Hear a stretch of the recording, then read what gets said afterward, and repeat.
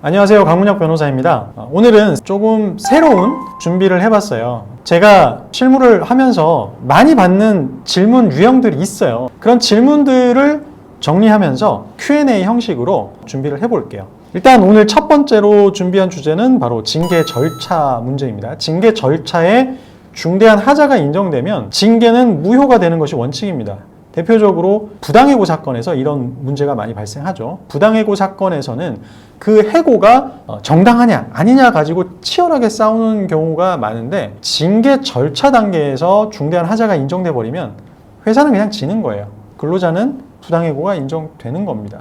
그렇기 때문에 실무에서 이 징계 절차의 하자는 굉장히 중요한 쟁점입니다. 그 중에서 소명 기회가 주어졌느냐, 주어지지 않았느냐를 다투는 사건들이 있어요. 이 경우에는요, 취업규칙이나 단체협약 이런데 징계 절차상 소명 기회 부여 의무가 있는지 없는지가 중요합니다. 대표적으로 회사의 취업규칙에 징계 절차를 진행함에 있어서 근로자에게 소명 기회를 부여해야 한다, 이런 의무가 규정되어 있으면요, 반드시 그 기회를 줘야 됩니다. 소명 기회를 주지 않고 징계를 해버리면 그 징계는 무효가 돼요.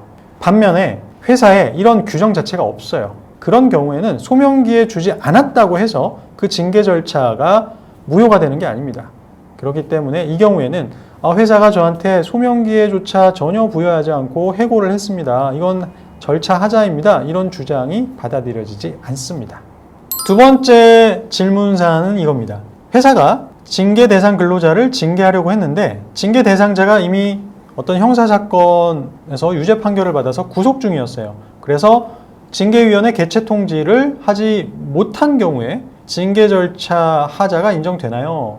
이런 질문인데요. 회사 내 취업규칙상 징계위원회 개최 통지 의무가 규정되어 있다면요, 해당 징계 대상 근로자가 구속 중이라 하더라도 징계위원회 개최 통지는 준수해야 됩니다. 이러한 통지 의무를 제대로 준수하지 않았으면 그 징계 절차는 중대한 하자가 인정될 수가 있습니다. 그렇기 때문에 이 판례를 유추했을 때 근로자가 연락이 제대로 되지 않는다, 주소지로 송달이 되지 않는다, 이런 사유가 있다고 하더라도 다른 방법으로 이메일이든 그 밖에 제3의 방법을 통해서도 어떻게든 개최 통지를 하려고 노력을 해야 됩니다. 물론 근로자가 의도적으로 수령을 거절하는 예외적인 사유가 증명이 된다면 징계 절차의 하자는 인정되지 않겠죠. 그런데 이러한 노력도 제대로 하지 않은 상태에서 송달할 수 없겠거니 생각해서 이런 통지 절차를 생략해버리면 징계 절차 중대한 하자가 인정될 수 있다는 점을 주의하셔야 됩니다.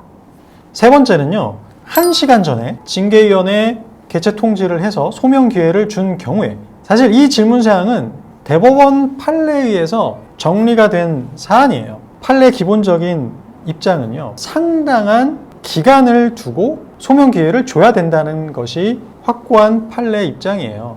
그렇기 때문에 이러한 근로자의 소명 기회와 관련된 징계위원회 개최 통지를 상당한 기간을 두지 않고 통지하면 설령 소명 기회를 줬다고 하더라도 징계 절차에 중대한 하자를 인정합니다. 대표적인 사안이 바로 1시간 전 통지예요. 징계위원회 개최하기 1시간 전에 틱 소명 기회를 부여했고 1시간 후에 징계위원회 열리니까 출석하세요, 이렇게 통지를 하는 것은 상당한 기간을 부여하지 않은 개최 통지로 봐서 징계 절차에 중대한 하자를 인정합니다. 물론 취업규칙에 며칠 이렇게 못 박아서 시간을 주도록 하는 경우도 있어요. 그 경우엔 그 규정을 준수해야 되겠죠. 근데 얼마만큼의 기간의 여유를 두고, 시간적 여유를 두고 통지를 해야 될지 정하지 않은 경우가 중요한데요. 이 경우에는 1시간 전 통보는 무효로 판례가 보았다, 이런 정도의 기준을 설정하고 통지를 하면 좋겠습니다. 네 번째는 징계위원회 개최 통지를 했는데 근로자가 참석하지 않은 경우입니다. 이 경우에는 판단하기가 쉽습니다. 회사가 소명할 기회를 부여해야 된다라는 의무는 말 그대로 기회를 부여하는 거예요. 기회를 부여하였음에도 불구하고 근로자가 실제 소명을 하지 않은 경우에는 회사의 징계 절차상 하자는 인정되지 않습니다.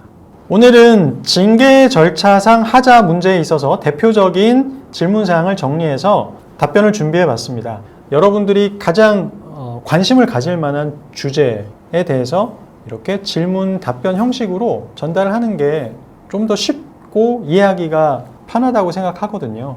앞으로도 이런 Q&A 시간을 많이 갖도록 하겠습니다. 다음 시간에도 재미있고 유익한 영상으로 찾아뵙겠습니다. 시청해 주셔서 감사합니다.